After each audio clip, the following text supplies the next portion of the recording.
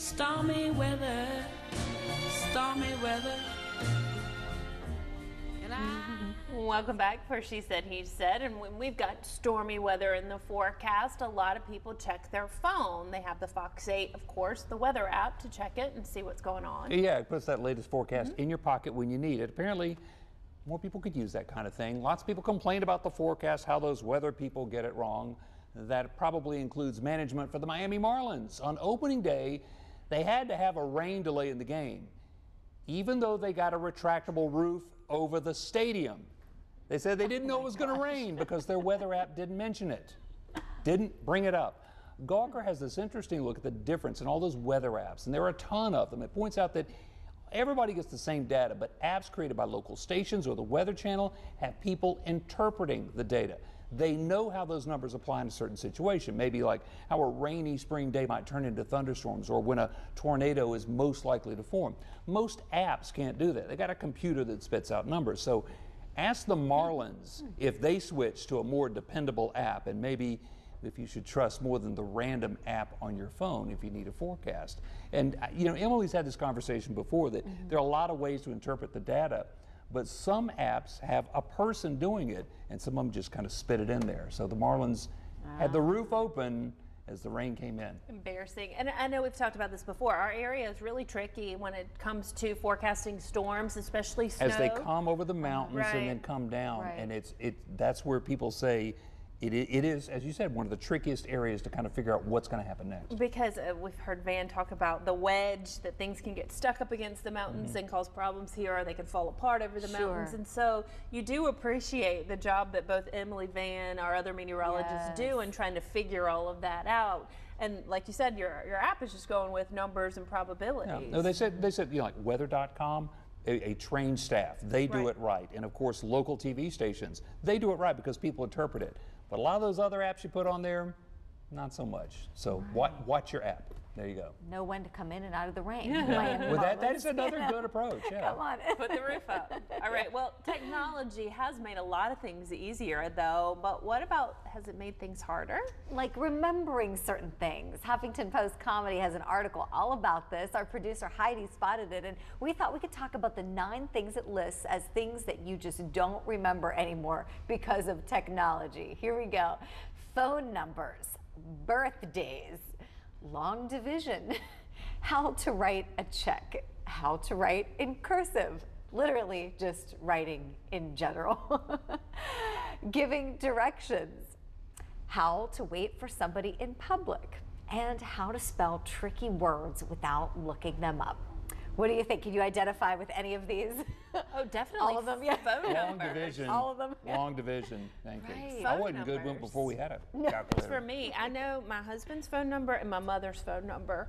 I don't think I can tell you anybody else's phone I don't number. remember Right. phone numbers now. The odd thing is I remember phone numbers from childhood. Oh, I can tell you Yeah. my best friend's phone number when I was I 17. can still but- call my best friend's mother because I remember her phone number. Yeah. No, but you can't. He's a little freaked out by that, by the way, that I remember that number. I know. I can remember my childhood friends' phone numbers, but our babysitter who watches our kids every day, I couldn't pick up a phone and call her. 'Cause that right there. she's on the favorites Any that list. you've kind of forgotten how to do? All of them. And you know, I got to tell you, Facebook has saved me so many times. I've forgotten someone's birthday because now with Facebook you have that luxury of being able to, you know, when you log in there, oh my, and then I'm thinking, oh gosh, so do I call them first or write the message on their wall first? I don't get how to write in cursive because, you know, if you sign your name, you're still, and Well, I think that both not as writing a check and writing in cursive is more a younger generation. No. I think high school students are not familiar with writing in cursive. They just print everything. And so when it comes to writing a check, they don't know how to sign their name. They're printing it. And that's where I think that comes what about in. giving directions? Are you a good direction giver? I'm good with landmarks and think. I like that. I always like to the landmarks. big So it red gives me- building. So usually, right, find the Starbucks, you know, make a left, you know, go down, look Oh, for go to whatever the next sign, make a Starbucks right. or block, and the next Starbucks. And But you know, it's funny with GPS. I feel like I pay less and less attention to Oh, yeah. signs, to exit signs. When somebody asks me what exit is the sign, I'm thinking, you know, See, okay, drive I this always, every day. And then how do you I'm know the a number? maniac about directions. Oh, I right. always say, because people, you know, depend on, in some places you can't depend on the GPS, and I always try to make them really clear. I am. I think one of the talents I have, I'm pretty good at directions. I can kind of figure things out. If I can go there once, I can typically go back there again. And my husband, admittedly, is terrible with directions. GPS was invented for him, and he said it's made him a worse person with directions because now he just so relies on it that he doesn't. He's not paying attention. He said it's been bad for him in terms of getting him better at directions, but it always gets him where he needs to. I hope he finds his way home at night. 8%. He does. Okay. Well, after 2 terms in the White House, what's the one thing the First Lady wants to do when that's over? Any guesses?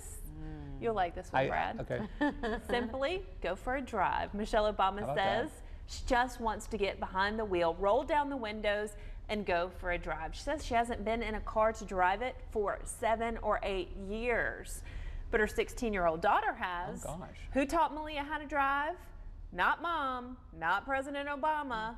Actually, the Secret Service agents taught the teen to drive. The First Lady says she wasn't even allowed in the car during those driving lessons. Well, I think moms generally are not allowed in the car because, and I'm kidding. But it's sometimes not a good thing. But you know what? I can relate to that because for a lot of people, me included, driving is this great freedom. You enjoy it, and there's some days you just love to put the windows down and all that.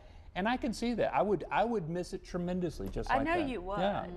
That's interesting that that's the one thing she relates to post office. The only thing that I could relate that to, if you travel like out of the country or you go on a long vacation and you don't drive yourself for a week, when you get back in the car, it feels a little strange, don't you think? You're like, I'm glad to be behind the wheel. And that's been like a week, 10 days at most. Can you imagine going 7 or 8 years without being able to drive yourself somewhere? No, you would think just those simple things in life they would really miss the most. And I wonder if she even misses, like, in the White House they have cooks and things for them. You wonder if she just misses, like, they seem so down to earth, the Obamas. I would say the other part of just going out to a restaurant. And I think even post office, you still can't just go sit at a restaurant.